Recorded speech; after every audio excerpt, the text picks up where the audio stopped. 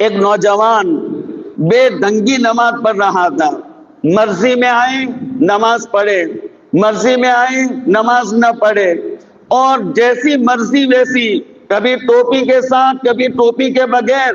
حدیث سنو، آپ علیہ الصلوۃ والسلام نے فرمایا ہمارے اور ان مشرکوں کے درمیان میں فرق الکلن صورتو، ٹوپی ہے کہ ہم ٹوپی پہنتے اور اس کے اوپر امامہ باندھتے، اور یہ مشرکین بھی امامہ باندھتے لیکن وہ ٹوپی نہیں پہنتے۔ اس کا مطلب یہ میرے سرکار نے زندگی بھر ٹوپی پہنی ہے، اور ٹوپی کا فائدہ یہ ہوگا، اور نوجوان کبھی ٹوپی کے بغیر عام عمومی ماحول ہونے لگا، جتنا سر کھلا رہے گا یاد رکھو جلدی سے آپ کی یادداشت کمزور ہو جائے گی۔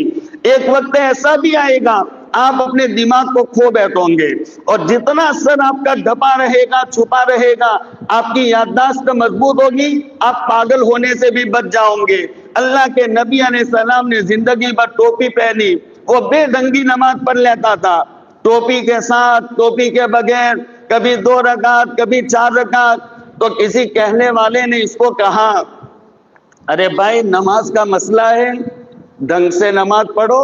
ہاں، تو پھر اس نے جواب کیا دیا، ارے بھائی تو اپنے قبر کی فکر کر، میرے قبر کی فکر کی ضرورت نہیں ہے، اپنے قبر کی فکر تو کر، میں اپنی قبر کو سنبھال لوں گا۔ بس کسی کو صحیح ڈھنگ سے جواب بھی نہ دیتا، ایسی اس کی حرکت شروع ہوئی۔ اس کے بعد میں وہ بیمار پڑ گیا، بیمار ایسا پڑ گیا کہ اس کی بیماری کوئی ڈاکٹروں کو بھی سمجھ میں نہیں آ رہی، رپورٹ کروائے رپورٹ میں کوئی بیماری سمجھ میں نہیں آئی، اور اس کا پاخانہ یہ نچلے راستے کے بجائے منہ سے نکلنے لگا، اب بدبو پھیلنے لگی۔ 3 دن کے بعد میں وہ مر گیا، اور مر کر جب اس کا جنازہ چلا تو پھر اس کے ساتھ محلے اور پورے گاؤں کے کتے، اور اس انداز سے کہ جنازے کو ابھی نیچے گرا دیں گے، تو مستقل باقاعدہ لوگوں کو ان کتوں کو روکنے کے لیے لاٹھیوں کا انتظام کرنا پڑا، اور پھر اس کو لے کر قبرستان گئے، اور قبرستان جانے کے بعد صلاۃ جنازہ پڑھی اور اس کو دفن کیا۔ دفن کے ساتھ کتوں نے اس کی قبر کو کھولنا شروع کر دیا۔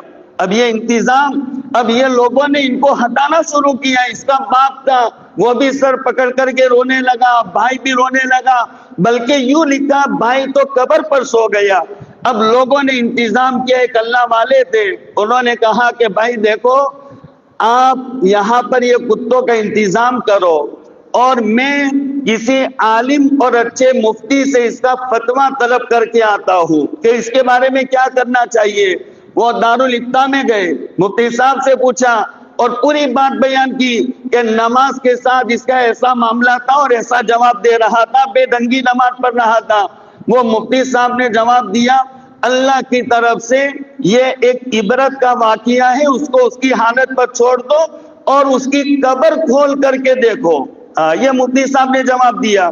اب یہ جواب لے کر فوراً قبر تو کھول نہیں سکتے، تو پھر اس کے بعد میں وہ تھانے میں گیا اور جا کر کے اس نے رپورٹ لکھوائی کہ ہمارا مذہبی یہ حکم ہے اس کی قبر کشائی اور قبر کھولنے کی ہے۔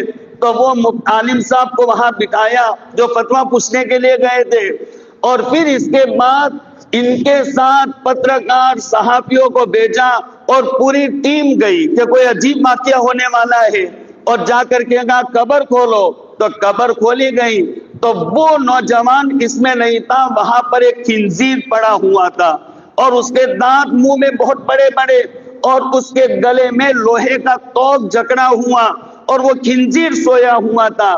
آگے ایک روایت سنو، اس پر میں اپنی بات پوری کر دیتا ہوں۔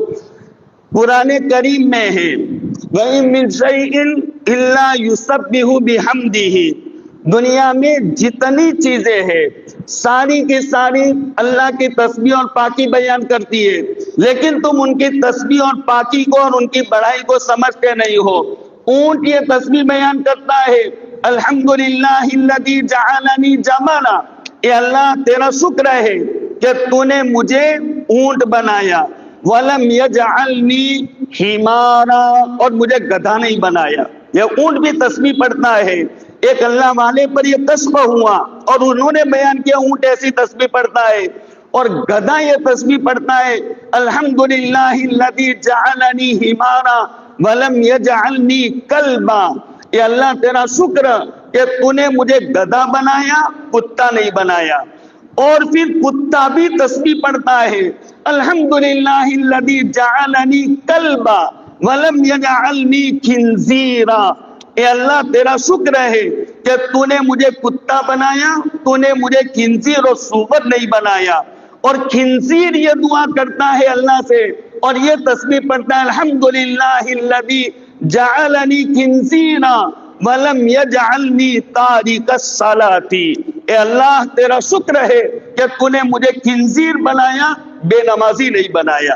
یہ خنزیر بھی اللہ سے دعا کرتا ہے اللہ تیرا شکر ہے کہ تو نے مجھے خنزیر بنایا، جو خنزیر نجس العین ہے، پاک ہونے کی کوئی شکل نہیں، اس کا بال بھی ناپاک، ہڈی بھی ناپاک، ناخن بھی ناپاک، پورا کا پورا خنزیر ناپاک، لیکن وہ خنزیر بھی اللہ سے یہ تسبیح پڑھتا ہے کہ اللہ تیرا شکر ہے کہ تو نے مجھے خنزیر بنایا، بے نمازی نہیں بنایا۔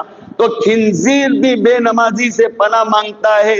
وہ بے نمازی ہمارے گھر میں ہم بے نمازی ہو، ہماری بیوی بے نمازی ہو، جوان بچہ بے نمازی ہو، ہماری دوسری بچی بے نمازی ہو، وہ گھر کا کیا حال ہوگا؟